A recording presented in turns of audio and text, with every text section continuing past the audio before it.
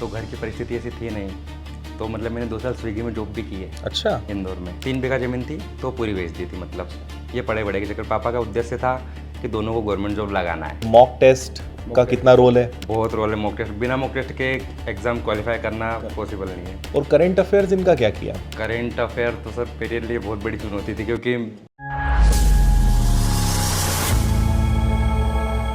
तो अभी किस में सिलेक्शन हुआ है? IBPS RRB office assistant. अच्छा, आरआरबी ऑफिस असिस्टेंट। और शुरू से ही बैंक की टारगेट था? स्टार्टिंग में कॉलेज के बाद MPSI टारगेट किया था, विनर्स का कोर्स लिया था, पर फिर सोचा कि वैकेंसी आ नहीं रही है। फिर 1-2 का सिलेक्शन हुआ तो मैं सोचा बैंक में जाते हैं। 2023 से बैंक की तैयारी चालू करी थी। अच्छा। और रहने वाले कहाँ के हो? धामनोद। धामनोद प्रॉपर। धामनोद से अंदर गाँव है। अच्छा, गाँव है। महगाँव। तो ऑफलाइन पढ़ाई करी या ऑनलाइन पढ़ाई? ऑनलाइन ही पढ़ा है पूरा। ऑनलाइन करी है पूरी। तो विनर्स से कब जुड़ गए थे? विनर्स से मैंने 2020 में ग्रेजुएशन हो गया था। उसके बाद विनर्स का कोर्स लिया था MPSI का। अच्छा। उसके बाद फिर बैंकिंग का कोर्स लिया और फिर मैथ्स फाउंडेशन लिया था। जब से 2023 से लगभग 2022 के समथिंग। 22-23 के आसपास से। टारगेट तो वैसे पीओ ही रखा होगा? हाँ PO था, पर वो उसका मेंस चूक गया था 0.25 से। तो थोड़ा अपने बैकग्राउंड के बारे में बताओ। मैं धामनोद का रहने वाला हूँ। मेरी स्कूलिंग 12th तक सरकारी स्कूल में हुई, गवर्नमेंट स्कूल में, वहीं सेमल्दा में है। उसके बाद 2017 से ग्रेजुएशन होलकर साइंस कॉलेज से किया है। उसके बाद लॉकडाउन वगैरह लग गया था तो घर की परिस्थिति ऐसी थी नहीं, तो मतलब मैंने 2 साल स्विगी में जॉब भी की है अच्छा। इंदौर में। कितने साल? 2 साल 2 साल? स्विगी में जॉब करी है। मतलब उस टाइम पढ़ाई छोड़ ही दी थी लगभग। अच्छा। पढ़ाई छूट गई थी उसको। कौन सी ईयर की बात है? 20 में लॉकडाउन, हाँ 19 के बाद लॉकडाउन लग गया था। फाइनल ईयर की एग्ज़ाम कैंसिल हो गई थी। मतलब अच्छा। उसके बाद ये मान के चलो 21-22 में। फिर उसके बाद मैंने सोचा कि पढ़ना पड़ेगा फिर से। तो फुल टाइम बस जॉब करते थे, बाकी कोई पढ़ाई है कुछ नहीं? दीदी थे साथ में, वो पढ़ाई करते थे। हाँ। तो उनको फिर वो कितने घंटे जॉब रहता था? मैं तो 12 घंटे करता था। मतलब 12 घंटे? सुबह 12 से रात के 12 तक जॉब करते करते फिर मतलब पढ़ाई में मैंने सोचा मैं भी पढ़ाई करता हूँ। फिर ऐसे सपोर्टिव है, मतलब दीदी जीजा जी है, वो सपोर्ट कर देते थे। फिर दीदी ने कोर्स लिया विनर्स का, पटवारी का। वो PSC की तैयारी कर रहे थे, पटवारी की एग्जाम में उसी टाइम पे कोर्स ले लिया था विनर्स का। उनका पटवारी में सिलेक्शन हो गया। और उस टाइम पर बहुत डर भी लगा था, ये फर्जीवाड़ा वाला मैटर हो गया था। फिर दीदी का सिलेक्शन हो गया तो फिर मैं थोड़ा सपोर्ट मिल गया मेरे को पूरी तरीके। तो उन्होंने ज्वाइन कर लिया पटवारी? 2 साल अभी पटवारी में ही है? हाँ 2 साल। फिर मैं बैंक की तैयारी में लग गया। लास्ट टाइम एग्जाम दी थी, प्री क्वालिफाई हुआ लेकिन मेन से नहीं हुआ। फिर धीरे से इस साल PO वाला रह गया था, लेकिन इसमें हो गया है। लेकिन मैथ्स की शुरुआत तो सर आपसे ही हुई थी, क्योंकि 10th में 49 नंबर थे। अच्छा। कंडीशन ऐसी थी कि मैथ्स, मतलब कुछ लोगों ने बोल दिया था कि मैथ्स मत ले, कैसे हो पाएगा। मैंने ले लिया था। यहाँ आ गया था जब तैयारी शुरू की तो ऐसी कंडीशन थी, LCM भी नहीं लेते आता था। अच्छा। हाँ मतलब बहुत बेकार कंडीशन थी मैथ्स की। तो फिर आपसे पढ़ा तो धीरे धीरे धीरे फिर जब पहली बार एग्जाम दी तो मैथ्स में 10-12 नंबर आए थे। तो फिर एक बार डर लगा कि होगा भी कि नहीं होगा बैंक में। फिर धीरे धीरे करता गया, फाइनल हो गया। बहुत बड़ी बात है यार। मतलब एक स्विगी में डिलीवरी वाला काम करके और मेहनत करके तुम यहाँ तक पहुँचे हो। अभी 1 फरवरी को जब इसका मेंस एग्जाम हुआ था ना, तो मैंने सोचा कि अभी कुछ टाइम रैपिडो में जॉब करता हूँ। तो मैंने कि 5-6 दिनों के लिए बाइक ले आया था घर से। और कुछ परेशानी की वजह से फिर वापस घर ही चला गया था। और उस जॉब में कितना कमा लेते थे महीने का स्विगी में? स्विगी में सर हफ्ते से मिलता था, मतलब कि 6-7 हज़ार रुपये मिल जाते थे। उसमें घर भी चला देता था, फिर रूम का किराया वगैरह सब कुछ, मतलब हाँ। और जॉब का एक्सपीरियंस कैसा रहा वो? तो सर अब परेशान, गर्मी में बारिश में सब टाइम मतलब जॉब की हुई है। बारिश में भी पूरे भीग जाओ, फिर भी मतलब कस्टमर को ऑर्डर टाइम पे देना ही रहता था। और फिर सर एक बात, बहुत बड़ी बात, मम्मी पापा का सपोर्ट। हमारे घर ज़मीन थी, मतलब अब तो मम्मी पापा कुछ नहीं करते हुए, ज़मीन हमने बेच दी थी। अच्छा। पढ़े के जैसे शुरू में 2 बीघा ज़मीन बेची थी, तो मतलब 3 बीघा ज़मीन थी तो पूरी बेच दी थी। मतलब ये पढ़े के चक्कर, पापा का उद्देश्य था कि दोनों को गवर्नमेंट जॉब लगाना है। क्या बात है। वो ज़मीन बिकी पर दोनों की गवर्नमेंट जॉब लग गई। दोनों अपने पैरों पे खड़े हैं, ये सबसे बड़ी बात है ना। और मतलब भाई बहन मतलब 2 ही हो बस? एक बड़ी दीदी है, उनकी शादी हो चुकी है। अच्छा, उनकी शादी हो चुकी है। फिर क्या रिएक्शन रहा पापा का रिजल्ट के बाद? तो बहुत खुश थे, मम्मी की आंखों से तो आंसू बंद नहीं हो रहे थे सर। दोस्त गांव में बहुत अच्छा माहौल बन गया था, मतलब एकदम, क्योंकि सभी को पता था ना ज़मीन वगैरह बेची है। फिर उसके बाद सिलेक्शन लिया है तो पापा का नाम तो बहुत ऊपर हो गया है। पापा क्या बनाना चाहते थे, या ऐसा था कि कोई भी सरकारी नौकरी लो? मैंने उनको बोल दिया था स्टार्टिंग में, पापा बोलते थे कि पुलिस का फॉर्म डाल, पर सर मेरा उद्देश्य था कि मतलब मेरे को ज्वाइन नहीं करना है पुलिस वगैरह। तो फिर मैंने बोला था कि मैं बैंक की जॉब करूँगा, बैंक की एग्ज़ाम ही देना है मेरे को। तो फिर बस उनको बोल दिया बैंक में बनना है। और बन गए। और दीदी कहाँ पोस्टेड है अभी? दीदी कुक्षी में, कुक्षी में है। धार जिले ही मिल गया। उनके नंबर अच्छे थे, उनमें भी मतलब थोड़ा फॉर्म फिलिंग करते टाइम थोड़ी मिस्टेक हो गई थी, अच्छा। नहीं तो कुछ एक बड़ी पोस्ट थी वो भी मिल जाती उनको, मतलब पटवारी पहले डाल दिया था मतलब तो इसके लिंक में। और इंग्लिश कैसी है मतलब तुम्हारी अभी? सर इंग्लिश की वजह से इंग्लिश के कारण ही ये एग्जाम नहीं दे पा रहा हूँ सर। मतलब शुरू में बच्चों ने बहुत डरा भी दिया था मतलब कि इंग्लिश से नहीं हो पाएगा, फिर मैंने सोचा कि अभी इंग्लिश को साइड रखते एक बार सिलेक्शन ले लेता हूँ। इंग्लिश में थोड़ा डर भी लगता है क्योंकि शुरुआत से गवर्नमेंट स्कूल में पढ़े तो इंग्लिश थोड़ी कमजोरी है मतलब। बिल्कुल।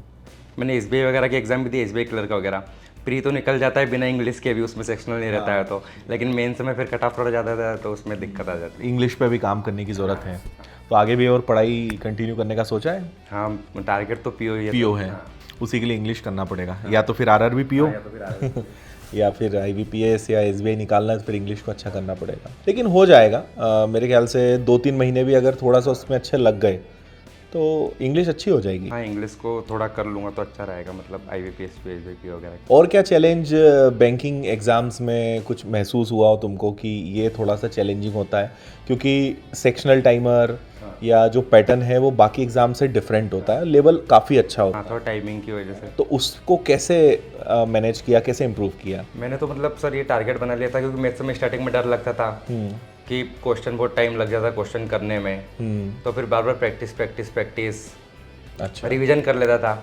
मतलब ऐसा भी था मैंने सोचा था कि अपने को सिलेक्शन लेना है क्योंकि एवरेज स्टूडेंट था ये मान के चल लो, तो मैंने सोच लिया था कि भाई एक टॉपिक मान लो जो नहीं आ रहा है मतलब समझ में ही नहीं आ रहा तो मैंने उसको हटा ही दिया था मतलब, और जो इम्पोर्टेंट था ज़्यादा मैंने उस पर ज़्यादा फोकस किया था।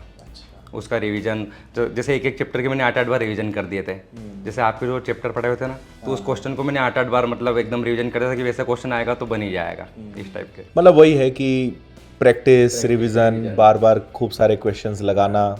और मॉक टेस्ट का कितना रोल है? बहुत रोल है मॉक टेस्ट, बिना मॉक टेस्ट के एग्ज़ाम क्वालिफाई करना हाँ पॉसिबल नहीं है, बहुत मॉक टेस्ट देना पड़ता है, उसी से पता चलता है कि नंबर कितने बढ़ रहे हैं, उसी से बढ़ेंगे कहाँ गलती हो रही है, कहाँ पे और इम्प्रूवमेंट करना है। एक्यूरेसी मतलब मेरी बहुत अच्छी रहती थी मैथ्स रीजनिंग में। अब मतलब जब से करने लगा ना स्टार्टिंग में गलतियाँ होती गई, लेकिन फिर एक्यूरेसी मतलब बहुत सही थी।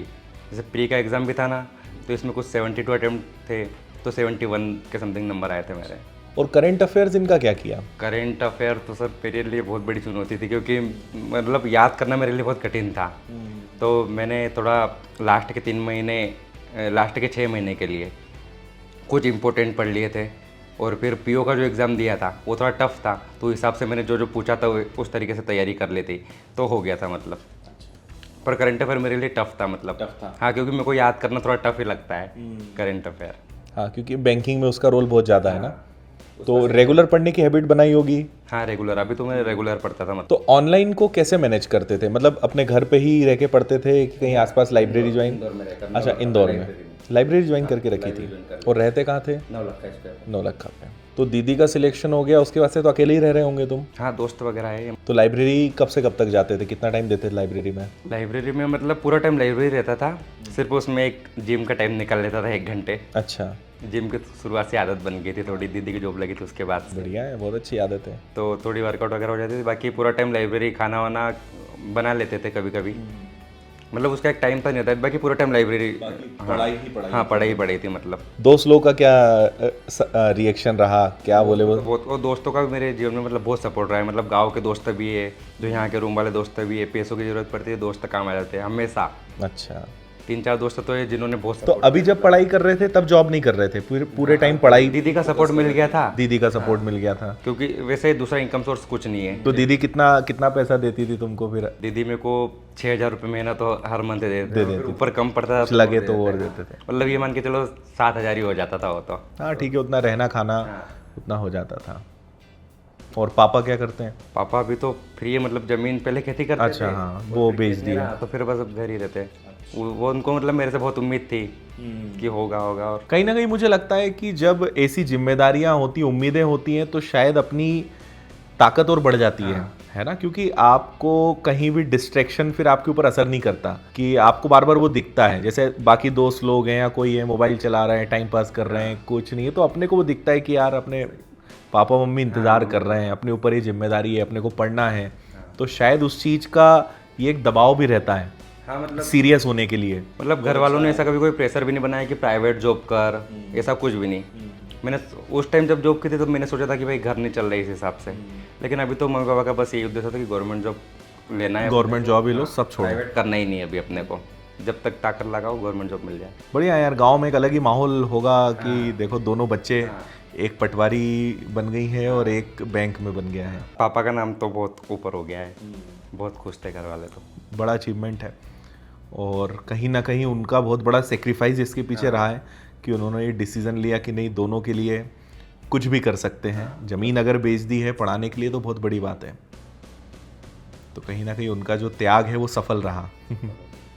और ऐसे केस में माता पिता को बहुत खुशी होती है, क्योंकि बहुत उम्मीदें होती हैं, बहुत सारे मतलब कॉम्प्रोमाइज़ करते हैं, बहुत कठिन समय वो निकालते हैं, तो उन्हें भी वही रहता है कि जल्दी जल्दी हमारे बच्चे सफल हों।